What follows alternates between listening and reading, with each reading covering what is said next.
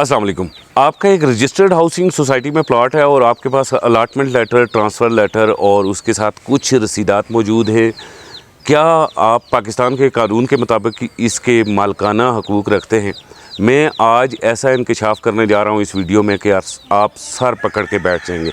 लेकिन याद रखें, अगर आपने इसका ये हल ना किया तो आप किसी भी वक्त अपनी इस प्रॉपर्टी से हाथ धो बैठेंगे।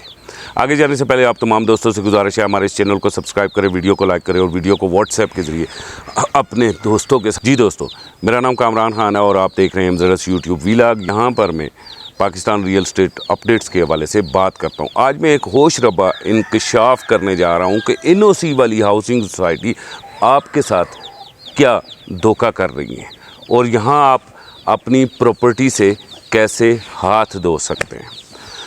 दोस्तों, जैसा कि आप जानते हैं कि पंजाब एक्ट 1908 के मुताबिक पंजाब के अंदर जो भी प्रॉपर्टी है, चाहे आपकी ओपन लैंड है, चाहे आपका कोई खेत है यानी कि ज़री लैंड है, चाहे आपका फ्लैट है, घर है, प्लॉट है, कोई भी चीज़ है, तो उसका रिकॉर्ड संभालने का यानी कि मुहाफ़िज़ महकमा माल पंजाब होगा, जबकि उसकी ट्रांसफ़र की जो अथॉरिटी है वो तहसीलदार ऑफिस या रजिस्ट्रार ऑफिस के पास होती है। ये तो है पंजाब का कानून, जिसे पंजाब स्टैम्प लॉ कहते हैं, ये वो है। लेकिन आप जानते हैं कि 1997 में पाकिस्तान में जदीद तर्ज की पहली सोसाइटी बैरियर टाउन बनना स्टार्ट हुई। बैरियर टाउन का इतना असर और रसूख था कि 2002 में जो मुशर्रफ साहब की हुकूमत थी उसमें बाकायदा सिटी डिस्ट्रिक्ट गवर्नमेंट एक्ट 1962 में तब्दीलियां करके 2002 का सिटी डिस्ट्रिक्ट एक्ट मंजूर किया गया और उसमें बाकायदा से अथॉरिटीज़ बनाई गई। RDA, LDA, KDA, ये जो अथॉरिटीज़ अक्रॉस द पाकिस्तान आप देख रहे हैं, ये बनाई गई। इससे पहले सिर्फ 2 अथॉरिटीज़ हुआ करती थी, एक DHA थी और एक CDA थी। अब इन अथॉरिटीज़ को जब सिटी डिस्ट्रिक्ट एक्ट 2002 में बनाया गया तो इनको अगेन रिकॉर्ड रखने या रिकॉर्ड ट्रांसफ़र करने का कानून में कोई भी अख्तियार नहीं दिया गया। यानी कि RDA आपकी सोसाइटी को, आपके प्लॉट को रेगुलाइज तो कर सकता है और इसके अलावा LDA रेगुलाइज कर सकता है, MDA रेगुलाइज कर सकता है, लेकिन वो आपका ना तो प्लॉट का रिकॉर्ड रख सकता है, ना रखने का कानून के मुताबिक मजाज है, और ना ही RDA आपको ट्रांसफ़र दे सकता है।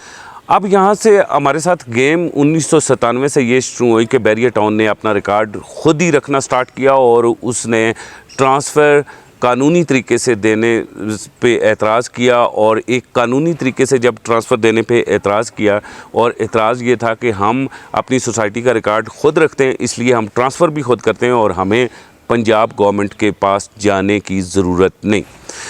इसमें जो पहला पंजाब गवर्नमेंट को नुकसान हुआ, फ़र्ज़ किया इस वक्त के लिहाज से मैं बात करता हूँ कि आप 3 करोड़ रुपए का प्लॉट ख़रीदते हैं तो उसमें 3% स्टैम्प ड्यूटी होती है, 4% आप का टैक्स होता है और इसके अलावा फीसेस होती हैं। इसकी मद में कम बेश 3 करोड़ के प्लॉट पे आपको इसकी मद में 21 लाख रुपए का हुकूमत पंजाब को नुकसान होता है। अब ये तो हुकूमत पंजाब को नुकसान हो रहा है, आपको क्या नुकसान हो रहा है? पंजाब स्टैम्प एक्ट 1908 के मुताबिक अगर कोई भी ऐसी प्रॉपर्टी जिसकी आपने ट्रांसफ़र हुकूमत पंजाब से नहीं ली और उसका रिकॉर्ड हुकूमत पंजाब के पास नहीं है तो आप उसके मालिक नहीं हैं। आपने एक हाउसिंग सोसाइटी में अगर अपना प्लॉट ख़रीदा हुआ है, उस हाउसिंग सोसाइटी के पास NOC मौजूद है, लेकिन आपके पास अपने प्लॉट का सरकारी रिकॉर्ड मौजूद नहीं है, बल्कि इंटरनल ट्रांसफ़र लेटर यानी कि एक ट्रांसफ़र लेटर, एक अलाटमेंट लेटर मौजूद है और कुछ रसीदें और कुछ NOCs सोसाइटी की तरफ से बनाए गए वो मौजूद है, एक फ़ाइल मौजूद है।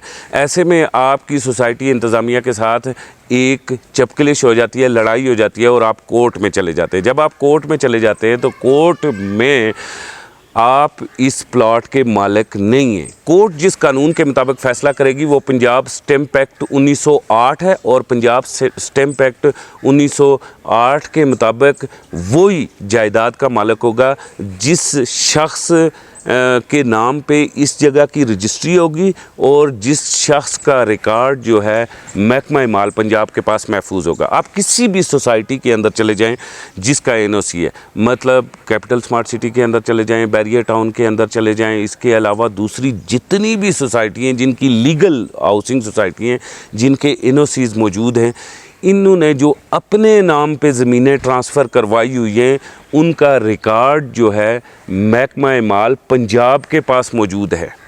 जब उनका रिकॉर्ड महकमा माल पंजाब के पास मौजूद है, उनकी ट्रांसफ़र तहसीलदार ऑफिस या रजिस्ट्रार ऑफिस से हुई है, उस जगह पे आपको अलाटमेंट लेटर दिया गया है, तो इसका मतलब ये है कि आप इस हाउसिंग सोसाइटी में ये जो आपने घर बनाया या दुकान बनाई, फ्लैट बनाया, मकान बनाया, इसके आप मालिक नहीं हैं। किसी भी वक्त आप इस सोसाइटी से, इस प्रॉपर्टी से हाथ धो सकते हैं। अब सवाल ये पैदा होता है कि क्या हुकूमत पंजाब ने कभी कोई कार्रवाई की इन कानूनी हाउसिंग सोसाइटीज़ के ख़िलाफ़ कि आप लोगों को उनके प्लाट्स के मालकाना हकूक़ नहीं देते? बिल्कुल, हुकूमत पंजाब ने सबसे पहले 2018 में एक बाकायदा से कंपेन स्टार्ट की थी। लाहौर से बहुत सारे सोसाइटी मालकान को गिरफ़्तार किया था जिनके एनओसीज़ बाकायदा से मौजूद हैं, और साथ साथ उनके ट्रांसफ़र को भी रोका था और उन्हें पाबंद बनाया था कि आपने आज के बाद रजिस्ट्री और इंतकाल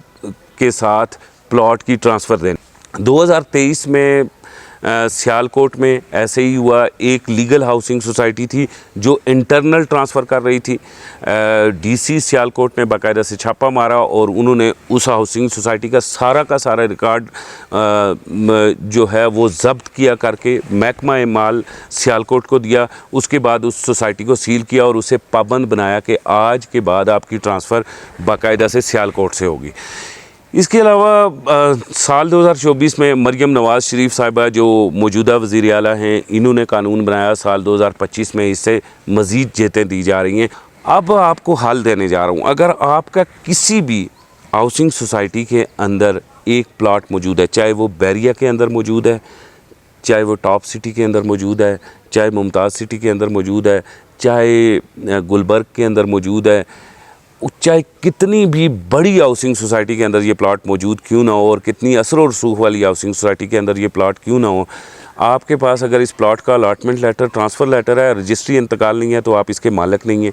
हाल ये है कि आपने फौरी तौर पे पहले RDA को जाके दरख्वास्त देनी है कि ये सोसाइटी मुझे मेरे मालकाना हकूक़ नहीं दे रही।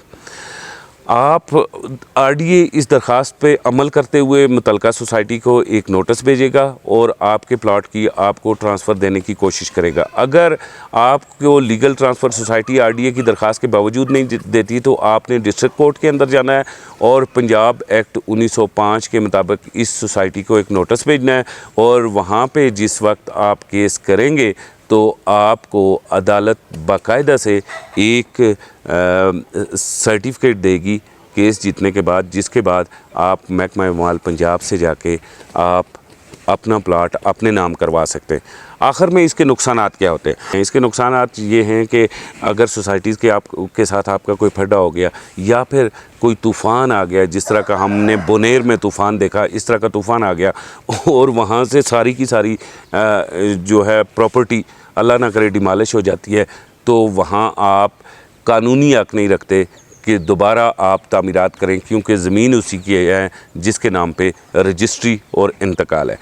एक सवाल और पैदा होता है कि क्या CDA और DHA भी इसके अंदर आते हैं? नहीं, DHA ज़िया दौर के अंदर बना था। 1985 के अंदर DHA का नोटिफिकेशन हुआ था। DHA आज ख़ुद एक अथॉरिटी है, वो ट्रांसफ़र जो है देने का अख्तियार रखती है, वो अलाटमेंट देने का अख्तियार रखती है। वो एक वफाकी इदारा है, वफाक ने उसका बाकायदा से नोटिफिकेशन किया है। इसी तरह CDA भी एक वफाकी इदारा है। लेकिन एक बात याद रखें, जो DHA की प्रॉपर्टी है वो ओपन प्रॉपर्टी है। एक बार DHA आपको अलाटमेंट लेटर देता है तो क़यामत तक आप उसके मालिक हैं। लेकिन जो CDA की प्रॉपर्टी है वो लीजेबल प्रॉपर्टी है। 99 साल बाद आपका इस्लामाबाद में 5 मरले का घर है, 7 मरले का, 3 मरले का कोई प्लाजा है, कोई दुकान है, 99 साल पूरे होने के बाद आप उसकी लीज़ देंगे। ये लीज़ कितनी होगी? ये कोई करोड़ों में लीज़ नहीं होगी, ये लाखों में भी नहीं होगी, माइनर सी लीज़ होगी। बस ये जो वो मैनेज करते हैं उसकी वजह से ये लीज़ कर रहे हैं। बाकी CDA का अख्तियार ये नहीं है कि वो इतनी हैवी लीज़ डाल के आपसे घर छीन ले। वो ऐसे नहीं करेगा, कभी भी आपसे घर नहीं छीनेगा।